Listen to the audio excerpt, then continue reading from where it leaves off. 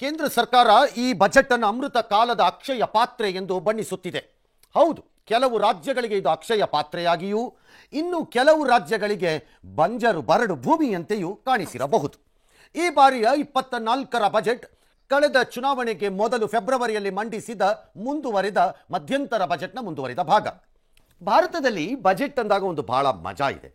ಈ ಬಜೆಟ್ನಲ್ಲಿ 85ರಿಂದ 80% ಅಷ್ಟು ನನ್ನ ಲೆಕ್ಕಾಚಾರದಲ್ಲಿ ಶ್ರೀಸಾಮಾನ್ಯರಿಗೆ ಅಂದರೆ ಬ್ಯಾಂಕಿಂಗ್ ಕ್ಷೇತ್ರ, ಆರ್ಥಿಕ ಕ್ಷೇತ್ರಗಳು, ಆರ್ಥಿಕ ಸೇವಾ ವಲಯಗಳು, ಕೈಗಾರಿಕಾ ಉದ್ಯಮಿಗಳು ಇವರುಗಳನ್ನು ಹೊರತುಪಡಿಸಿದರೆ ಉಳಿದವರಿಗೆ ಏನೂ ಅರ್ಥವಾಗಲ್ಲ. ಈ ಬಜೆಟ್ಗಳು ಅವ್ರಿಗೆ ಸಂಬಂಧ ಇಲ್ಲ, ಅವರಿಗೆ ಇರೋದು ಒಂದೇ.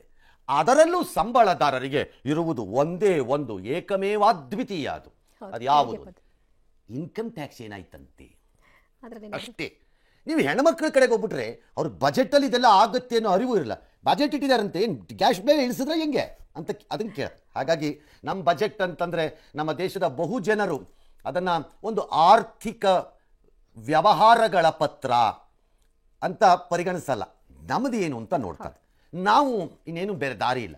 ನಿಮಗಾಗಿ ನಾವು ನ್ಯೂಸ್ ಕೊಡೋದ್ರಿಂದ ನಾವು ಅದಕ್ಕೆ ಹೋಗಿ ಬಿಡುತ್ತೇವೆ. ನಿರ್ಮಲಾ ಸೀತಾರಾಮನ್ ಅವರು ಮಂಡಿಸಿದ ಬಜೆಟ್ನಲ್ಲಿ ಈ ಬಾರಿ ಹೊಸ ತೆರಿಗೆ ಪದ್ಧತಿ ನ್ಯೂ ಸ್ಕೀಮ್ನಲ್ಲಿ ಇನ್ಕಮ್ ಟ್ಯಾಕ್ಸಲ್ಲಿ ಆದಾಯ ತೆರಿಗೆ ನಾನು ಹೇಳ್ತಾ ಇರುವಂಥದ್ದು ವೇತನದಾರರಿಗೆ ಒಂದಿಷ್ಟು ಅನುಕೂಲವಾಗುತ್ತದೆ. ಇವರು ಪ್ರಕಟಿಸಿರುವಂತಹ ಹೊಸ ಸ್ಲ್ಯಾಬ್ಗಳೇನಿವೆ ಅದರ ಪರಿಣಾಮವಾಗಿ ಸುಮಾರು 17,500 ರೂಪಾಯಿ ವಾರ್ಷಿಕ ಉಳಿತಾಯವಾಗುತ್ತೆ ಅಂತ ಒಂದು ಲೆಕ್ಕಾಚಾರ. ತೆರಿಗೆ ಸ್ಲ್ಯಾಬ್ ದರಗಳನ್ನು ಬಹಳ ವಿಪರೀತವಾದ ಏರುಪೇರು ಮಾಡಿ ಟಿಂಕರ್ ಮಾಡಕ್ಕೆ ಹೋಗಿಲ್ಲ. 1,00,000 ರೂಪಾಯಿನ ಹಿಡ್ಕೊಂಡು ಅದನ್ನು ವಿವಿಧ ಸ್ಲ್ಯಾಬ್ಗಳಿಗೆ ಪುಷ್ ಮಾಡಿದ್ದಾರೆ. ಅದರ ಪರಿಣಾಮ ಇದು. 0ಯಿಂದ 3 ಲಕ್ಷ ರೂಪಾಯಿ ನಿಮಗೆ ಆದಾಯವಿದ್ದಾಗ ಯಾವ ತೆರಿಗೆಯೂ ಬರುವುದಿಲ್ಲ. 0.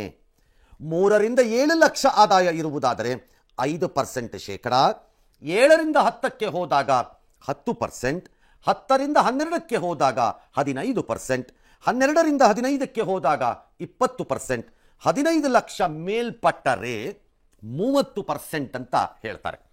ಅಂದರೆ ಆ 1 ಲಕ್ಷ ರೂಪಾಯಿ ಪುಷ್ ಮಾಡಿರೋದ್ರಿಂದ ನಿಮ್ಗೆ ಇಲ್ಲೊಂದು 17,000 ರೂಪಾಯಿ ಲಾಭ ಆಗತ್ತೆ ಅಂತ ಒಂದು ಲೆಕ್ಕಾಚಾರವನ್ನು ಕೊಡ್ತಿದ್ದಾರೆ. ಇದು ಹೊಸ ತೆರಿಗೆ ನ್ಯೂ ಟ್ಯಾಕ್ಸ್ ರೆಜೀಮ್ನಲ್ಲಿ ಹೊಸ ತೆರಿಗೆಯ ವ್ಯಾಪ್ತಿಗೆ ಬರ್ತಾ ಇದ್ರೆ. ಆದರೆ ಹಳೆಯ ತೆರಿಗೆ ವ್ಯಾಪ್ತಿಗೆ ಏನಾಗತ್ತೆ ಅಂದರೆ ಈ ಹೊಸ ತೆರಿಗೆ ವ್ಯಾಪ್ತಿಯಲ್ಲಿ ಈಗ ಏನಿದೆಯೋ ಸೇಮ್, ಹೆಚ್ಚು ಕಡಿಮೆ ಸೇಮ್, ಎಕ್ಸೆಪ್ಟ್ 3ರಿಂದ 6 ಲಕ್ಷದ ಒಂದು 1 ಲಕ್ಷ ಲಾಸೇ ಆಗತ್ತೆ ನಿಮಗೆ. 6ರಿಂದ 9 10%, ಅಲ್ಲೂ 1 ಲಕ್ಷ.